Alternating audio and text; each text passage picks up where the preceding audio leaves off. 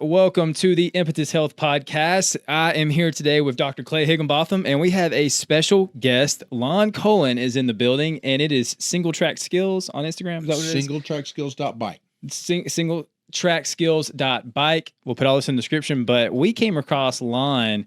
I came across your social media stuff a while back when Clay first mind tricked me into mountain biking and I got into it. I found Lon on Instagram and Clay and I were looking at some stuff, and you just got the coolest stuff on social media. Like, I'm watching these guys doing jumps with the mountain bike and all this stuff that I can't do, and it's so cool to me.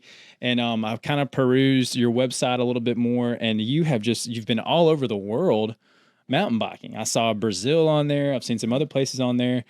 He's got a fascinating business. He does fascinating things, and we just thought it'd be awesome to have you on the show and let you tell us everything about mountain biking that you can. So awesome, I'm glad you're here. Thank you, Clay and Sean, for having me on. I appreciate it. And I just love to talk about bikes, especially the people who want to talk about bikes, having fun. I love it. So if you don't mind, tell us a little bit about what you do, and tell us how you got into it, because you've been doing this for how long now? Well, I've had my business for probably about 7 or 8 years now. Okay. But I've been on two wheels since I was a kid. And so I've probably been on two wheels since I was 5 years old. I'm 56. So it's a lot of years, motorcycles in the woods and, bicycles in the woods. And, so it's been a lifelong hobby. Yeah. So I'm actually, my first career was a minister. I was a pastor for many years, youth pastor for many years. Went to Beeson Divinity. We talked about that a minute ago. Yeah. I earned my doctorate from Beeson Divinity School at Sanford, and my last 6 years in ministry, I was a hospice chaplain. So for those who may not know what hospice is, when a medical doctor diagnoses somebody and thinks that he or she has about 6 months or fewer to live, they're put on hospice, and it's a great program. Some of our tax dollars goes to that, so that's a good thing. So anyway, I visited people who had 6 months or fewer to live.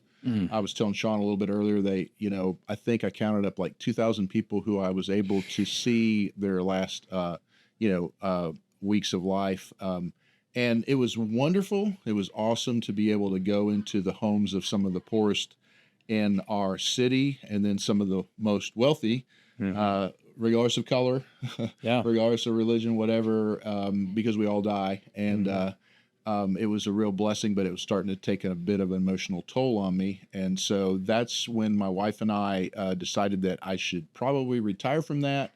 I stayed home with our kids for until that I wasn't really needed as much. And then we kind of looked at each other like, all right, what are you going to do? So I didn't want to be a Walmart greeter. Not that there's anything wrong with that, but I took a mountain bike lesson from somebody from Colorado, and I was your typical male, thought I was the best and nobody could ever, teach me anything. And it didn't take long in that lesson before I realized I was doing a lot of things on the bike not right and very inefficient, and I was like, all right, I tap. I realized that there's a lot I can learn, and then I started learning, taking more lessons and everything, and then I started thinking, well, hey, nobody else is doing that around here. So that's when my business started about seven years ago, something like that. Yeah. I love it. I love it. I don't want to skip entirely over the hospice thing, because that is fascinating. So I want to touch on that really quick, because I'm sure, you spent 20 years doing that? I actually only 6 years. Okay. 20 years in ministry, but 6 years in that particular field is like 20. There's such a high turnover rate. Because it just is, our bodies, very few people can do it for a long time, because we're just not made to see that much death. And it was kind of getting to the point to where I was having to go to funerals on the weekend. So it was like almost becoming like a 7-day-a-week job. And, we can hardly do anything 7 days a week, but something like that, it takes its toll on you. But I wouldn't trade it for the world. And that's what I actually did my doctorate on, is I did it on, what's the valuable theology for people who care for others at end of life, what's important for them to think about, and such. So that is wonderful. So man, I'm grateful for the experience, for sure. Yeah, I bet just in your life in general. I bet you've had a lot of value from that, seeing people at the end of their life. The phrase "memento mori," remember thy death. Like that is a huge thing. And I just want to ask before we move on to the bikes. So I want to talk about bikes, but what was like a common denominator that you saw in those moments with a lot of those people? You may not have one. I'm curious if there was something that you continuously saw that stuck out in your head.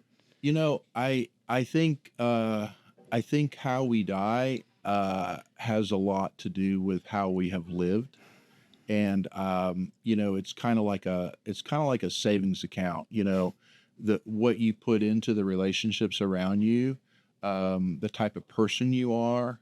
Ultimately, many times it comes back to your whole family when the time comes when you die. So those, whenever you're kind to somebody who you love or is in your family, that's kind of like an investment. And there's way more to it than that, but that's just one of the common things. And it doesn't matter your color, it doesn't matter your money, your economic systems, your education. We're all as helpless on the day we die as we are with the day we're born. Absolutely. And those two, I just had our very first grandchild. She was born, I think, a month ago, and went down there and was, was there within an hour after she was born, and so there's some similarities between new life and death, and I believe new life after death, of course. But yeah, so it was I wouldn't trade it for the world. I'm grateful for it. I couldn't have done it any longer. Yeah. I was getting to the point where I was crying over weird things, and my wife and I look at like, why are you crying over that? I have no idea why I'm crying over that, and that was kind of a sign that my body was like saying, all right, 6 years is long enough, time to move on to something else. So it's fun to now take that into, teaching people mountain biking, because that's easy compared to No talking kidding. with people who are at the end of life. Well, I didn't want to skate over that because that's such a huge thing. It's such a novel thing. You don't hear of that often. But yeah, so you went from this really just weighty job career to really getting. It just looks like so much fun what you're doing, and I understand the whole concept that you talked about with getting a lesson from someone and really figuring out what you didn't know. I had no clue about mountain biking until I went riding with this guy. I said it a minute ago, and man, we're at Oak Mountain. What was the trail that we went up? Well, it was Johnson's Mountain. Okay. When we came down with the flowiness. Yeah. So we're going up this trail, and I'm borrowing. It's my first time ever riding. I'm on his wife's bike that is hot pink, and I'm on this bike, and I'm trying to go up this trail, and I'm just walking, and I'll watch Clay start to parkour his bike up this mountain, and I'm just like, I'm gonna stay 30 feet back, so if he falls, I'm okay. But just watching him do that was insane, and it opened my mind to I was just going for a ride. And then I realized, man, this is a highly, highly, highly skilled sport. And then I came across your stuff. We came across your stuff, and I realized, okay, this is taking it to a whole nother level. Just watching you and on your video that's on your website, the first one where you're showing the beginner route to go down a cliff, the intermediate route to go down a cliff, and the advanced route. So if you could speak a little bit to how you went from novice, beginner to advanced and what that looked like for you, I think that can open the doors for a lot of other conversation. For sure. One of the things I would say about mountain biking or bicycling in general, I think a lot of people think of it, they don't take it as seriously as they would other aspects of life. But, I hear the thing said a lot, well, I know how to ride a bike. I've been riding a bike since I was a kid. So and they may not say, well, really, what can you teach me? But that's what they're thinking. But you guys as physical therapists, you guys know that there is a lot of training that goes into becoming a physical therapist. And there's a right way to do a chin tuck, and there's a wrong way to do a chin tuck. There's a right way to stretch your back and a wrong way. And, just when somebody says something like, hey, I've been stretching since I, played football in the 6th grade. And you're like, okay, maybe that stretch is not the best for your body, and you guys have learned that because you've spent the time. It's the same kind of thing with mountain biking. So, while I've ridden a bike since I was a kid, I did a lot of things wrong. I didn't know they were wrong. I'd crash, and sometimes I'd get up and correct it accidentally. Sometimes I wouldn't. And so, there's a lot of technique with mountain biking, just like, being a physical therapist, the way you twist on somebody's knee after they've had a ACL surgery, you can mess things up, or you can help them, and it only comes through a community of learning, and that's kind of what that's what I believe about a mountain biking or a golf swing or a tennis swing or whatever your thing is. We can always get better if we can, get together with people who've learned the hard way and tried to correct their mistakes. After that first lesson with the guy in Colorado, you come back to Alabama, or you live in Alabama? I was living in Alabama. Okay, so you come back to Alabama. How often, or how much did you increase your riding frequency after that lesson? Yeah, so I don't know that I increased my frequency of hours on the bike. I was much more intentional about my technique. Yeah.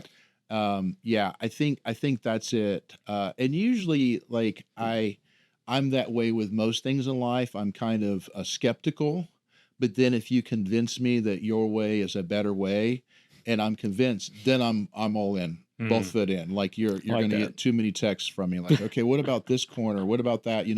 And so that's kind of that was what he was being tested, and he didn't even know he was being tested. Yeah. He's a great guy. He's a great coach. He's out in Colorado.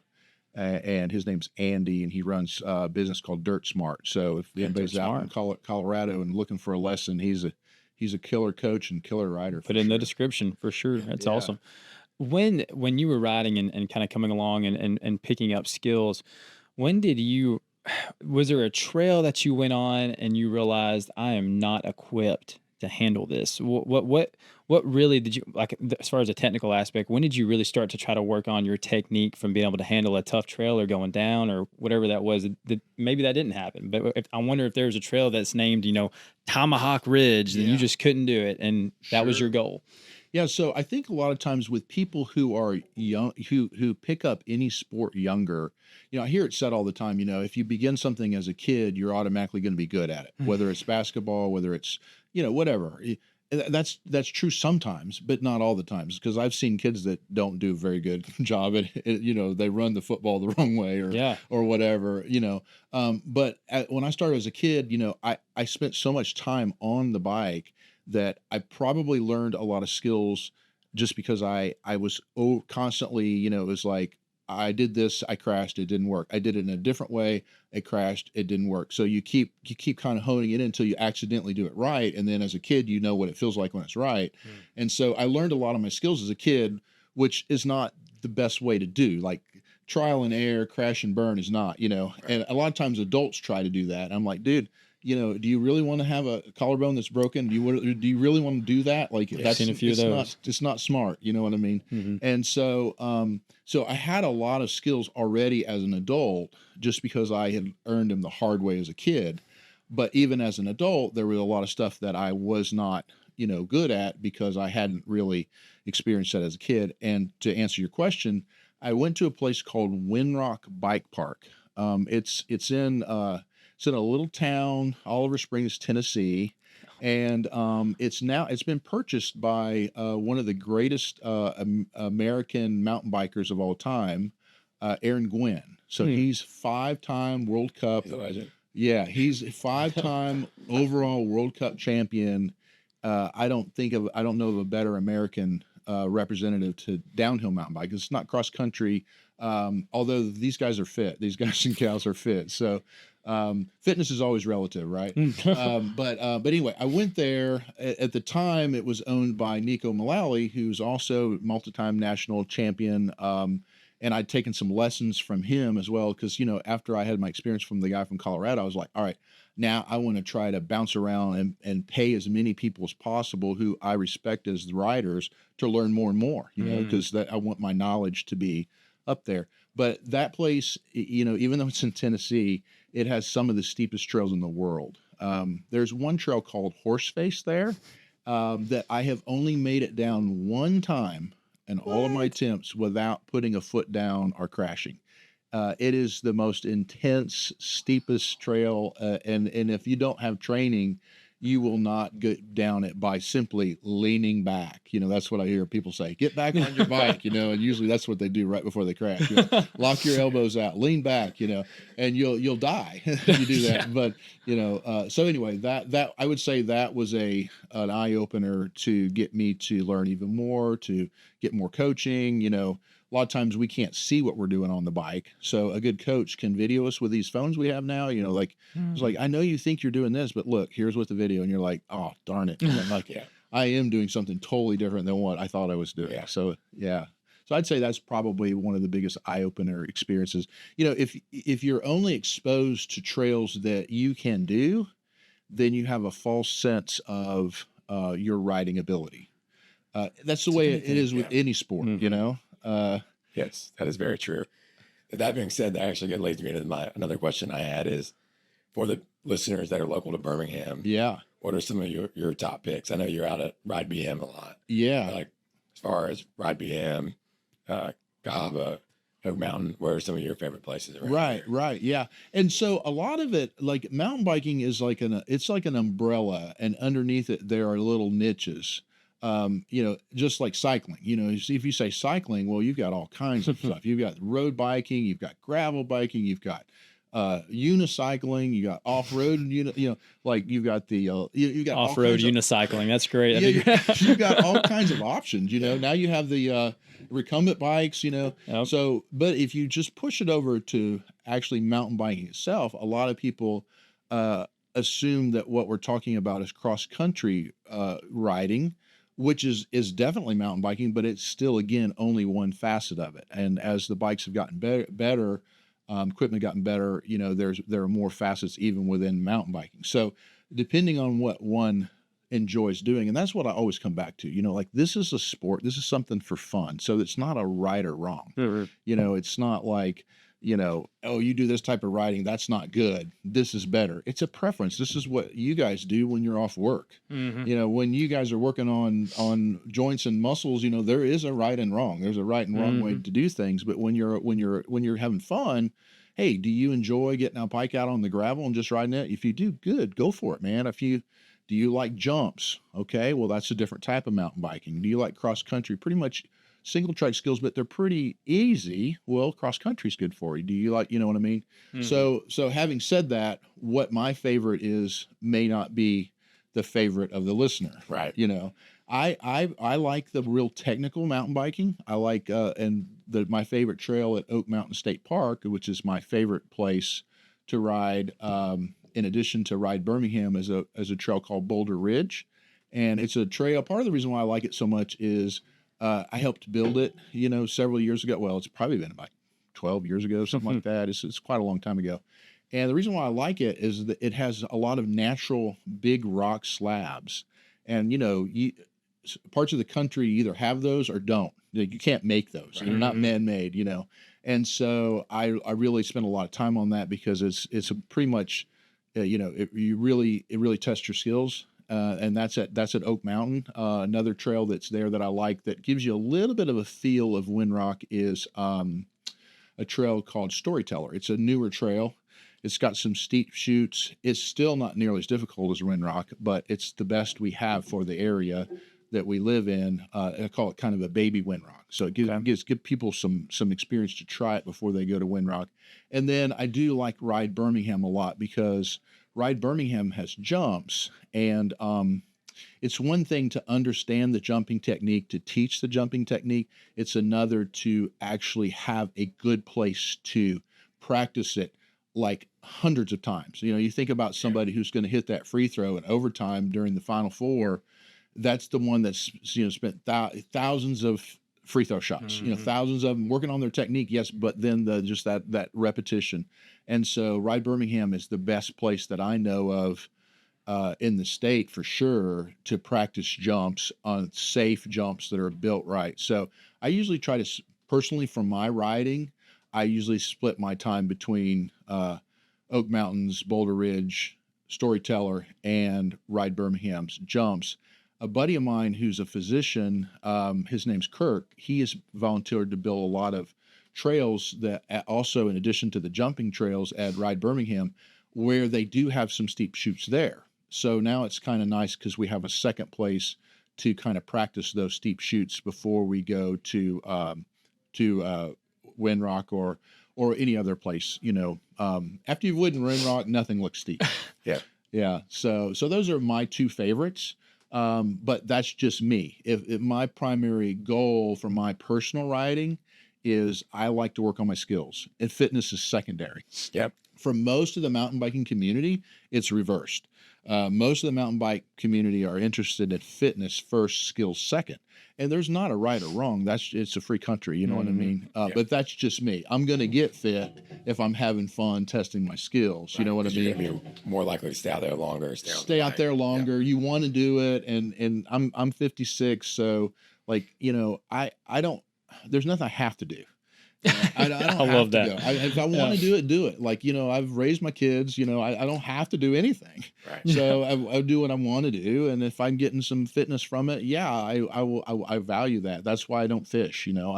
I would rather ride the mountain bike than fishing because I'm getting a little bit more exercise riding the mountain biking, but it's not my primary goal. And it's not that there's anything wrong with that being the primary goal. Other times in my life, my primary goal was fitness. Mm-hmm. Secondary goal was skills. It's just one of the things that every rider should ask himself or herself, because depending on what your goal is, will depend on where you should go ride, what bike you should wear, or buy, what gear you should wear, all of those things. So that's probably it's a pretty personal thing. Yep. Yeah. Seems like a good segue into the world of e-bikes. Yes. Are you pro e-bike? I am. And to be honest, I was not when they first came out. I was really against it. And Why? I think I didn't have an understanding of what they actually are. So like I thought they were going to be more like a motorcycle, electric motorcycle, and I would still be against an electric motorcycle on the trails. I think it'd be too dangerous. You know what I mean? But they're not in any way like an electric motorcycle. They're pedal assist. So like once you stop pedaling, the motor is going to stop putting any kind of input into into helping. So it's not a danger thing like I thought it would be originally. Going downhill on them, I can go downhill just as fast on a regular bike as I could an e-bike, because when you're going downhill, most of the time you're coasting, and you're not really getting any speed from your pedaling. And when you do pedal, you're always taking a risk because you can get a pedal strike and it can throw you over the handlebars. So if you're a smart rider, you're going to try to do what's called pumping instead of pedaling. You're going to use your body weight on the backside of rocks and roots and stuff to get free speed. And as PT guys, you're using a different set of muscles, so you're resting, quote unquote, some muscles and activating others. So yeah, I ride. That's pretty much all I ride now. Okay, so I you rode ride yeah I rode I call them a muscle bike or an acoustic bike my whole life, and my body was just starting to hurt, just joints and stuff, just getting older, and being active my whole life. I also do Brazilian Jiu-Jitsu, so that's hard on joints and stuff too. And so I just noticed, like, when I'd get done with my regular riding every week, I would just hurt, and I don't really want to be on ibuprofen or, anti-inflammatories, and I'm not man enough to do ice baths. So it's a whole different conversation too. That's right. But yeah, so I bought an e-bike, just had, and plus I have more fun on them. And that comes back to fun. What is fun for you? What's fun for you at your age is different than fun for me, is different than somebody else. You know what I mean? Right. It's like my background is an XC, pretty much. Yeah. Early, Yes. Summer trips out to Colorado. Right. Yeah. So when I first saw the e-bike world, I was kind of a traditionalist. I was like, oh, sure. Yeah. There's no place for that. Yep. Until about 2 months ago, I'm riding up to get to the top of Lightning. I was going to go up that road, down Lightning, up it, and then back down Tails. Yep. And these guys, by the time I did that, had done Lightning like 3 times because they were zipping up the top. And I was like, exactly. Okay, now I see. Yeah. Also, I was seeing their skills on those jumps and the tabletops. I was like, they're getting a lot more repetition. That's it. It's the repetition. If you're going to get good at anything, especially jumping, I mean, you obviously need to have the right technique, so you're actually shooting at a bullseye instead of just shooting anywhere on the dartboard. But once you understand the technique, then you have to have the situation where you can repeat it over and over. And that's why a lot of times people who live near ski lifts, where they're getting, that they can ride the ski lift up and mountain bike down a jump line. They're, doing hundreds of jumps, in a week, whereas we're doing like 7 or 8, they're going to be better at it. Just like, anything that you're, doing over. And another thing I noticed about the e-bike is that, a lot of times in mountain biking, there's another misunderstanding that I can't learn from somebody who's not as good as I am already. Well, why is it that any other sport that's not that real? Like I'm looking at a picture of Michael Jordan behind. How many coaches were better than Michael Jordan? None. Yeah. And so in mountain biking, and I would kind of fall into this, I would feel like I had to prove myself to my clients, people who are paying me, like, I got to jump bigger and farther. I got to go down the steeper face. And, otherwise I'm not a valid coach. And as I've gotten older, I've had guys like you are fit and willing to learn, and I teach you what I can teach you, and then you pass me up. You're a better rider than me. Well, like that means I've done my job. You know what I mean? And so coming back to the e-bike, I do have cross-country people who are extremely fit. Like one guy comes to mind, who's Randy Kerr. He's like multi-time national champion. I think he's getting close to 70 now. Wow, that's awesome. And like, if we're going to go to the top, Randy, even when I was in my best shape of my entire life, was still having to wait on me. Yeah. And so, I mean, like I was in great shape for Lon. Yeah. But this guy is a whole nother level of shape. And so like, why should he have to wait for me if he's not paying me to see who can make it to the top on an easy trail the fastest? We already know the answer to that. He's paying me to help him get down the trail, go downhill faster, get over more technical features without getting hurt. So that e-bike really kind of helps that happen, to where he's not having to wait on me. And then that's not even to mention all these new up and coming riders that have been riding with what NICA, which is now currently ACA, Alabama Cycling Association, where they've had volunteer coaches working with them since they were in elementary school. They're doing intervals, they're doing long road rides. They're being trained as young kids when they get to be 17. Well, not even 17. I mean, 12. They can ride to the hill top of the hill faster than me because they're just more fit. And so the e-bike really helps to equalize that too. So I definitely like them a lot. And I've seen a lot of customers too who, maybe the husband is more fit than the wife, or the wife's more fit than the husband, or the one friend's more fit than the other. I remember one guy, he had some lung damage from serving in our military. And, he was one of the first guys I ever saw on an e-bike. And I was like, why should he not have an e-bike? Right. Helps out a lot. He's paid, to help provide freedom for our country. And, I'm going to say something bad because he's on an e-bike. I mean, that's just like wrong. You know what I mean? He needs to have fun, so he deserves to ride a bike too. Yeah. I totally get places who shut e-bikes off, but like, I'm like, okay, that's fine. I just won't go there. Yeah. Like I was looking at Colorado, this one place I'm wanting to go, and I was reading about the rules for e-bikes, and e-bikes are not allowed. I'm like, okay, that's fine. There's a whole other place that I'll go. Like, I'll take my business someplace else. You know what I mean? That's no problem with me. Yeah. Yeah. I'm not going to break the rules, but I'll just find another place, Especially out there, there's millions of bike parks. Out west, you've got so many opportunities. But I think once people get past they're not electric motorcycles. It's not what you think it may be. And riding one will give you, gives you a lot more of an experience for sure.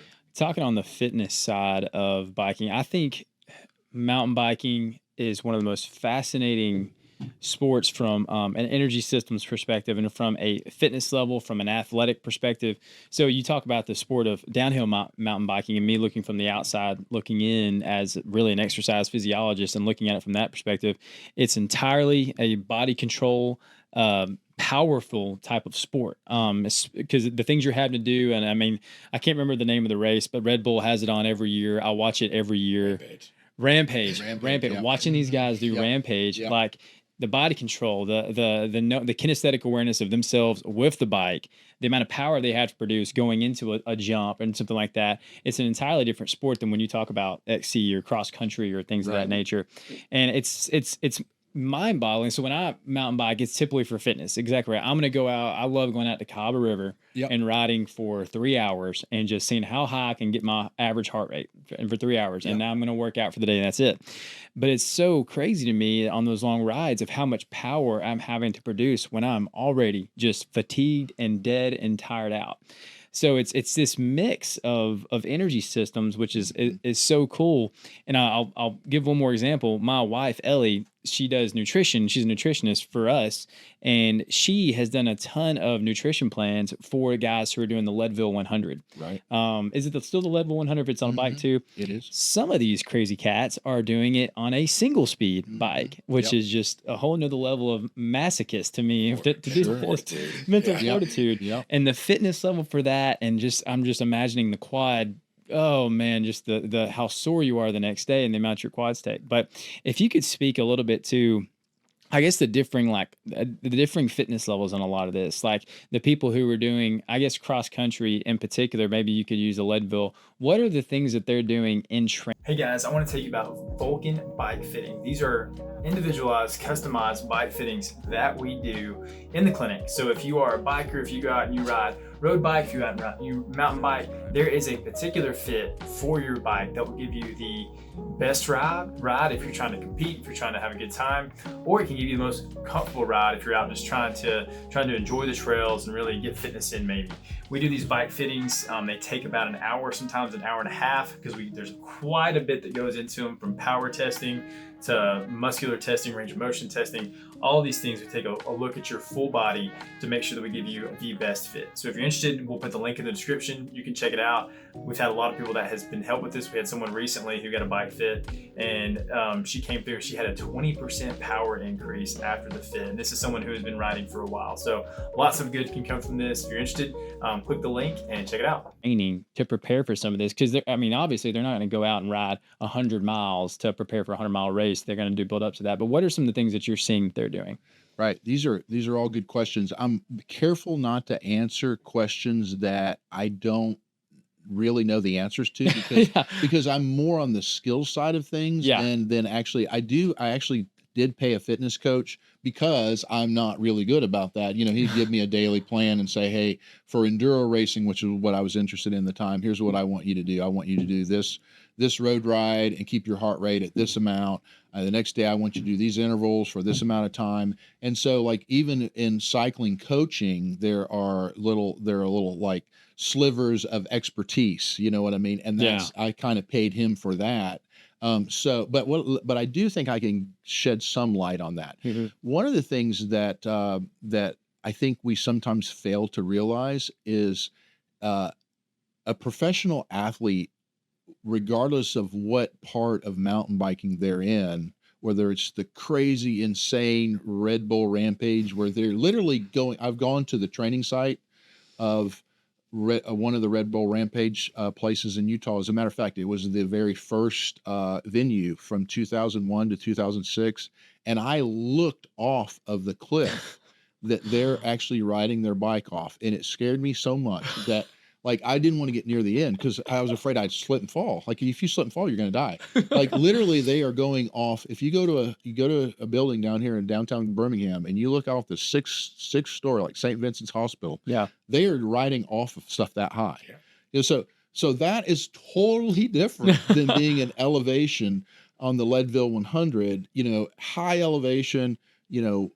Intensity of heat and everything. But both of those athletes, while they're at very different extreme ends of mountain biking, they're both very fit. And I think we forget that. Like the joke that I always would say is, and this is a joke, either you got this guy that can jump, but he's smoking and drinking all in between, in between rounds, or you got this guy over here who has incredible fitness, but he falls off the bike. He needs almost like training wheels. Like there are two kind of like stereotypes, the XC guy who has absolutely no skills, He'll fall if you get him out of the parking lot. And then you have this other guy who's just irresponsible with everything, and he'll just send it. That's just not the case anymore in the professional world. Like you're going to find these Red Bull Rampage athletes who are extremely fit. You're also going to find the Leadville 100 athletes who can have some unbelievable skills. But generally speaking, I would say the Leadville 100 athlete is going to have probably quite a bit more cardio. Yeah. And sure. The Red Bull Rampage athlete would probably have more muscle mass and such to because they're protect more him. powerful, More powerful and protect themselves from injury. Because if you ragdoll off of something like that, it's more like being a professional football player. But it's very. I think it's very small. Where you see it is in when you compare the sport of downhill to enduro. So downhill, for those who don't know, is basically there's one race run down a track and you're timed down the track. Enduro, there may be eight race runs. They're called stages. They may go over 2 days, and you're timed on your going down, but your descending also may have some climbs in the middle, but they're not big climbs, and then those times are all added up. Whereas when you go back to the top for your next stage or your next race, it's pretty much all a climb, and you're not timed for that. So basically, those who do enduro would admit that they're probably in better cardio shape than those who do downhill. Yeah, but that makes sense. But that's them comparing themselves to each other. Them comparing themselves to me, they're all in better shape. You know what I mean? So like we're splitting. Yeah, we're real. Fitness is relative. Absolutely. Yeah. And it's the other thing that I would say, Sean, that I've seen firsthand is, cross training. I have some guys who are Brazilian jiu-jitsu professors, incredible fitness. I mean, they're like wrestlers. I don't know if you guys have done any wrestling or anything like that, but it's unbelievable the fitness it requires. And you can't blame it on anybody else. Like the nice thing about football or basketball or some of the team sports is you can kind of lag back, and nobody knows it's really you who's not hustling. But when you're out there fighting somebody, you're out there with everyone can see, But these guys are absolutely incredible fit. They have incredible fitness. That's what they do for a living. Like they're in the gym. They're training fitness, 6 days a week. Yeah. Like that's their job. And I've taken some of them on mountain biking, and they're hurting. Absolutely. They're hurting. And it's not because I'm in better shape than them. They're in better shape than me. They have more cardio. They're younger. They're more fit. It's just that they're fighting themselves on the bike. Oh, wow. So I have learned, because I've been on the bike for all of these years, how to be efficient. How to not be a passenger on the bike, but how to ride it kind of delicately to where I'm expending the least amount of energy. And that is because of skills. So, you know what it's like when you haven't run in a long time and you go for a run and you're like hurting so bad. Whereas if you're running a lot, your body knows how to kind of relax while you're running. You know what I mean? So I would say that's part of what's going on when you compare your cross-country rider with your downhill rider. I mean, I've been on some downhill races at the end. I felt like I was going to throw up because of my cardio and my muscles. I've been on some cross-country races that I felt like I was going to throw up. But it's a different muscle set. It's a different intensity. You're using, with downhill, you're using more like pressure control, like, you're resisting getting over, being thrown over the handlebars. You're absorbing your active, passive pressure control, and you're using muscles to do all that. It's a heavier bike. You're fighting it. That's why we had Supercross here in Birmingham just a few weeks ago. What a lot of people don't realize is those guys are some of the most fit guys overall on the planet. Their heart rate's up where you're talking about, they have heart rate monitors, and like, there's not an ounce of body fat on them. And people think, well, how do you have to be fit when these motorcycles are doing all the work? Because you're wrestling the motorcycle. You're wrestling the motorcycle, and you've got the pressure control of coming off the face of the jump. You're absorbing. So, yeah. I think that the key is like, what is a person's goal? And then finding the professional to help them meet that goal.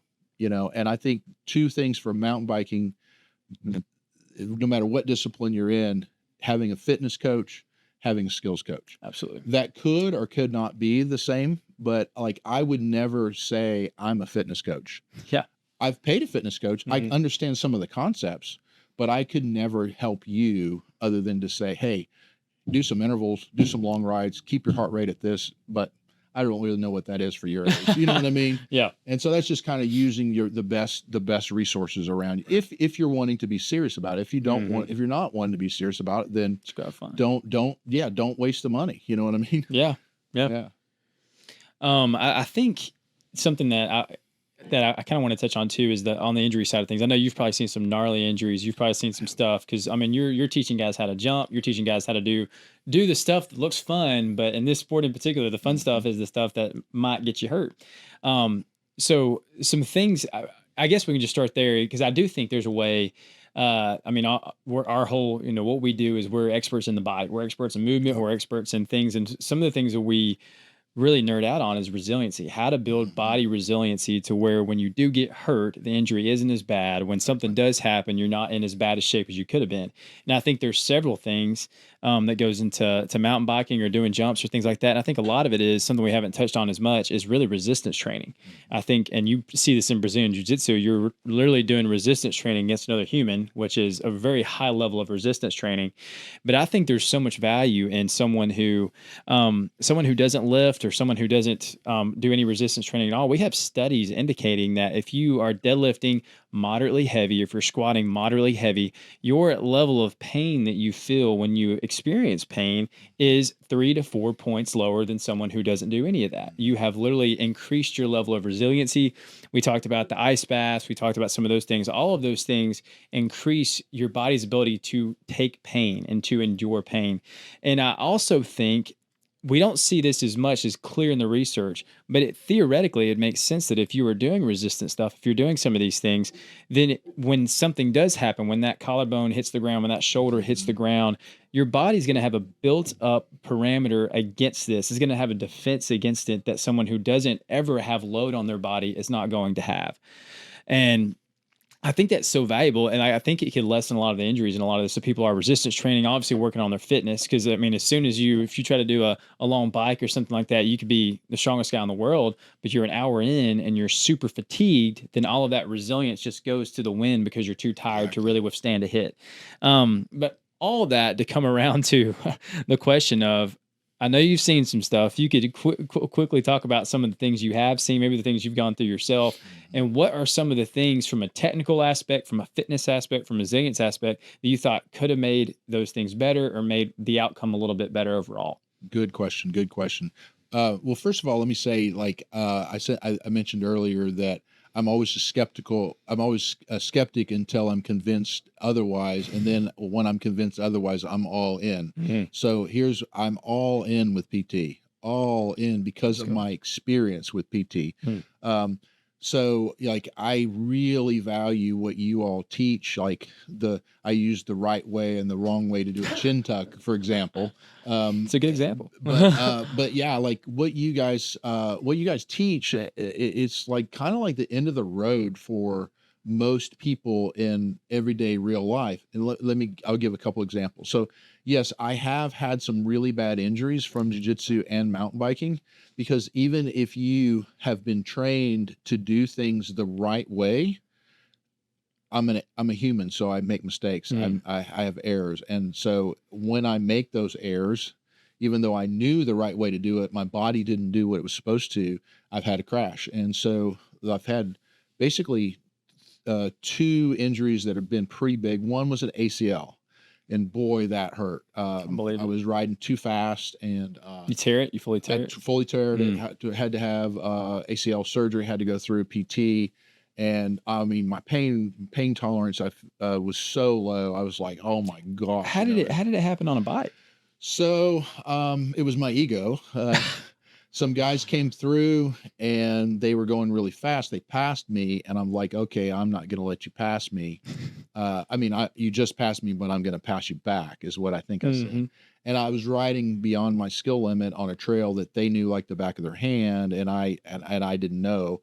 as well. And basically there was a root that was sticking out the side of the trail. And I think it caught my front wheel. And then I kind of pinballed, obviously went off the bike, pinballed through some trees, and rode the bike out, for quite a long while with a torn ACL. And then it was storming that night. The little cabin I was in didn't have plumbing, and I was popping. It was horrible. Yeah. But anyway, I went through the surgery and everything. I'm really glad I did the surgery. And, now it's fine. But going through the PT process with that, like that made or break that made me. And those exercises that you guys teach, like, they're like gold, man. There's you can't buy a bike that's nicer to replace those exercises or you can't buy that. Like that's life or death. Like and the other was not necessarily an injury from a mountain bike. It was just old age. I had to have a fusion between 5 and 6 in my vertebrae. And so I went through that surgery and had to do a PT from that. And then I've had other just crashes. I've had cracked my neck, had to go through PT on that. And so basically what happens is I've found, you go to a doctor, and I love doctors. I've got friends who are mountain bikers and doctors, and I just value their opinion, and they can help you so much. And then sometimes they'll say, okay, you need surgery. That doesn't happen all the time, but when it does happen, then you have the surgeon and like, oh man, your life hangs on them, they need to do their job. They need to do their job. And then once they do their job, they can't help you anymore. And then you go to the PT, and then like, okay, now this is the last line of defense. And like, do I really want my back to feel better? Then maybe I need to do these stretches that he or she taught me to do, and all I got to do is just do them. You know what I mean? That's all I got to do. And if I just do them every day, 5 days a week or whatever, it's up to me, but it's up to you guys to show me how to do that. And those stretching or those kettlebells or strengthening strengthening exercise, they're the most boring things in the world. But they're like, if you really want a good life, then you have to do them. And you guys know what to teach. Like, I can't find that. I don't know that, like, any more than where to, press on the face of the jump or what to do in the air or whatever. Like, you went to school to do that. And so I take your information, I apply it. No, do I have to do it? No, I don't have to do it. Try. But if I don't do it, when I have that crash, which is going to happen, how injured am I going to get? How fast is my recovery going to come? How good am I going to feel just when I'm on the bike and just everyday life, How many times do you think you've crashed? Oh, I can't. There's no way I can tell that. Like over my life, the course of my life, no way. Like like probably hundreds. Yeah, over the course of my life, you know what I mean. Like I can think of, I've had 3 really bad crashes that had injuries. So like I had torn ACL, cracked vertebrae in my neck from windrock. My front wheel blew out, and I couldn't, like, literally that's a miracle that I'm alive, because I missed a bridge going across a creek. My front wheel blew out off of a big drop, and I couldn't get on the bridge. And last minute I pulled up my front wheel so I wouldn't hit a rock on the backside of the creek, and it hit the bottom of the bike, broke the bike in half, knocked me out. I was out for a long time. Wow. Took an ambulance ride, but all that did was there was a stress fracture in my neck, thank God, and a really bad concussion. And then I had another crash at Windrock that was my fault. I was right at my skill set, but a little bit above it, and I just made a minor error, and I hit a tree, and the tree just missed my back protector. So if it would have hit 1 inch up, it would have been fine. But it hit 1 inch below. Oh, it hit below. Right, oh, wow. It, and it cracked 2 of my vertebrae. That's when you went to go get the fusion after that? No, the fusion was before that, just from old age. This was just, it hurt like a bear, and I, just had to, let it heal. And, but thank God, both of those could have been a lot worse, But yeah, those are the only crashes that I remember that I actually had that were scary. The other, you just rip off some you rip off some skin and it grows back, or you got a really bad bruise, but that's not bad for 51 years of riding. Oh man, no, I remember the first time we went together. Yeah. Well, it's a nice little day on that big bike. Ooh, yeah, man. That's right. The first time we went, I had no idea what I was doing. Clearly, it was evident. We were going on this trail, and Clay told me before, like, hey, if you want to jump a little, this might be the trail you can do it on. Yeah. I'm hitting this trail. I'm like, there's no way I'm going to jump. And I still flipped over the handlebars and slid 30 feet down the hill on the side. Right. So it's just wild how much skill actually goes into, and it looked like such a flat path. It looked like such an easy path, and it's still just a little camber in the trail nearly ended me. But man, well, I don't want to end this because I mean you've got so much now. We got to have you back on the show at some point, and I would love to get more into the skills. We didn't dive into it as much as I wanted to last time, but you've got a fascinating story. I had some things like as far as like talking about Brazil and talking about some of these other places. Yeah. But we've hit the podcast limit. But I want to have you on again and talk about some of that and hear, because I bet you got some killer stories. Maybe we can actually get into the technique a little bit more on the next one. But I guess before we sign off on this, is there any parting thoughts, I guess, for anybody who's thinking about getting into biking or they're already in biking? Do you have like a little golden nugget you can tell people about their experience when they bike? Yeah, so I would just say with just about everything in life, I drove over here.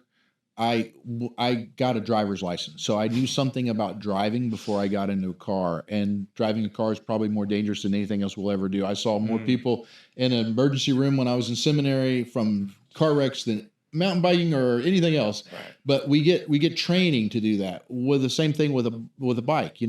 If you're going to get involved in mountain biking, get some training. Just to make sense. If you have a firearm, if you buy a firearm, get some training. Like everything we do, mountain biking is not the exception to the rule. It is part of the rule of everything in life. And will not guarantee that you won't have a collarbone break, but it decreases the chances of it tremendously. Great. And Lon, I will put your stuff in the description, but how can people get a hold of you if they want to contact you? My website's a perfect way to get a hold of me. I don't really do a lot of work with beginner mountain bikers. It's pretty much strong beginners and above. Gotcha. So I wish I could teach everyone, but it's somebody who's already been on a bike quite a bit and has a pretty good understanding of it. Yeah. Help those people, and all the way up to pro level. Let's go. I love it. Well, thank you for being on the show. Like I said, I want to have you on again. This is great, but we appreciate it. Thank you, guys. Awesome. Sweet. Great, man. Thank you. I wish we could have gone. No, I totally get it. Yeah, that'd be great. There's so much. I had other notes written down I'm going to talk about. But I learned from doing this. People can only take so much of it. Right. Oh, yeah. Let's do it. Say them. Yeah. And we can always go ride sometime if you guys want. Yeah. That'd be fun. Yeah. Y'all can. I'll hang to the side. Do that. Yeah. But I'd love to do that. Yeah, man. That's good. Where did you only ride 5 p.m.? We skip right wherever you go. Oak Mountain or they're doing like a $2 million renovation to what's the place we went? Is it Dillow Park? Yeah. I've only ridden it once, but man, it was a great event. And the Beth Pump, all this money. Yep. It should be great. Yeah, that's a great one to go to, but it's rained a lot and the other trails are too wet. But it handles moisture really well. So cold water is probably the best in the state for that. But with it being Chelsea, that's a